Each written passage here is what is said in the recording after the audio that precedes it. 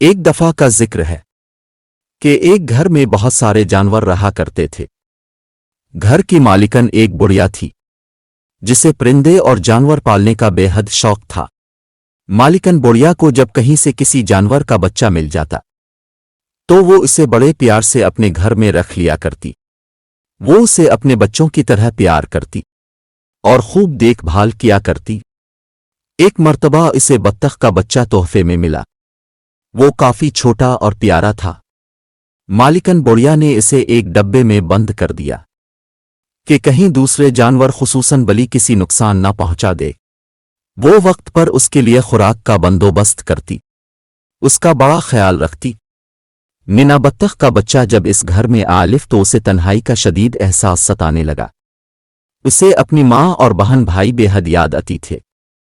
وہ منہ بسورے اپنے ڈبے میں بند رہتا، مانو بلی کی نظر جاب بھی اس پر پڑتی تو اس کی منہ سے رال ٹپکتی کہ وہ کئی بار اس کے ڈبے کے گرد چکر لگایا کرتی تھی۔ جب مانو بلی اس کے ڈبے کے پاس ہوتی تو ننا بطخا کافی ڈر جاتا۔ کچھ دن یوں ہی گزر گئے۔ گھر میں رہنے والا ایک مرغا ننے بطخ کے بچے کے کو دیکھتا رہتا۔ ایک دن اس سے نہ رہا گیا تو وہ اس کے ڈبے کے پاس چلا آیا، اس سے اس کی اداسی کی وجہ پوچھی۔ ننا بطخ کا بچہ بولا، تم کتنے خوش نصیب ہو جو ہر وقت آزادی سے گھومتے رہتے ہو، اور ایک میں ہوں کہ ہر وقت تنہا اس چھوٹے سے ڈبے میں بند رہتا ہوں۔ مرغا یہ سن کر ہنس پڑا اور کہنے لگا، ارے نادان، یہ ڈبہ تمہاری حفاظت کے لیے ہے۔ اگر تمہیں کھلی فضا میں چھوڑ دیا جائے تو تمہیں بلی کھا جائے گی، پھر تم اپنے گھر کا راستہ بھول کر بھٹک جاؤ گے۔ ننا بطخ کا بچہ چڑھ کر بولا، کیا تم مجھے اتنا ناسمجھ سمجھتے ہو کہ بلی سے اپنی حفاظت نہ کر سکوں؟ پھر تمہیں میری یادداشت پر بھروسہ نہیں۔ مرغا ہنستا رہا اور بولا، تم اپنی عمر سے کچھ زیادہ ہی تیز بھاگنا چاہتے ہو۔ ننا بطخ کا بچہ اس کی ہنسی پر چڑھ گیا اور تنگ الف کر بولا، میاں مرغے، تم ازد ہو اسی لیے میرا مذاق اڑا رہے ہو۔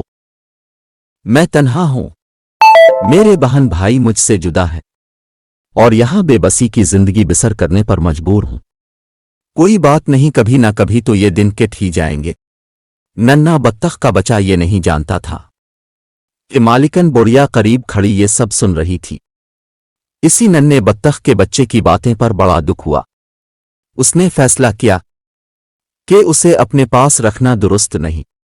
اس نے ڈبہ ہولا اور بولی، ننے میاں، تمہیں اس بات کا کلک ہو رہا تھا کہ تم قید میں ہو، لو میں نے تمہیں آزاد کر دیا۔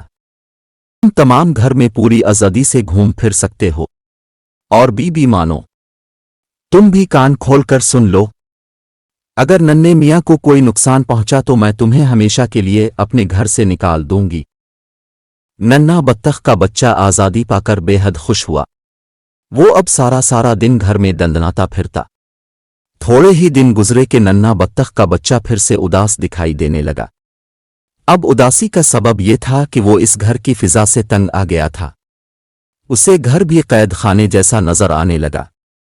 اس بار کسی نے اس پر توجہ نہیں دی کیونکہ گھر میں نیا پرندہ آ گیا تھا۔ سب کی نظریں اس پر جمی رہتی تھی۔ ننا بم بطخہ دوسروں کی لاپرواہی سے مزید دکھی ہوا۔ اس نے فیصلہ کر لیا کہ اسے یہ گھر چھوڑ کر کہیں اور چلنا چاہیے۔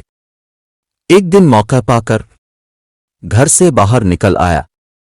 جب وہ گھر کے صحن کا عبور کر رہا تھا کہ اسے مینڈکوں کا گول دکھائی دیا جو قریبی تالاب میں رہتے تھے۔ مینڈکوں نے اسے دیکھ کر ٹر ٹر ٹر کی آوازیں نکالی۔ ننے بطخ کے بچوں نے ناگواری سے انہیں دیکھا۔ ایک مینڈک گلا پھاڑ کر بولا، ننے میاں کدھر جا رہے ہو؟ ننے میاں نے جواب دینا مناسب نہیں سمجھا۔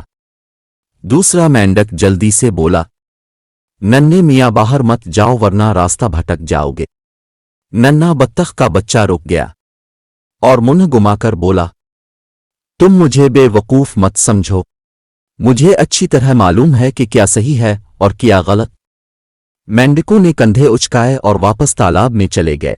ننے بطخ کے بچے نے کسی کی بات نہ سنتے ہوئے گھر کا صحن عبور کر لیا اور وہ گھر کے باہر گلی میں نکل آیا۔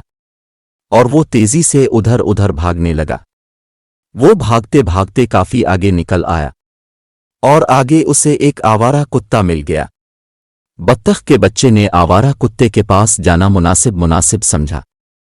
जैसे ही वो कुत्ते के पास गया, कुत्ते ने इस पर हमला किया और एक ही पिल में इसकी जान निकाल दी।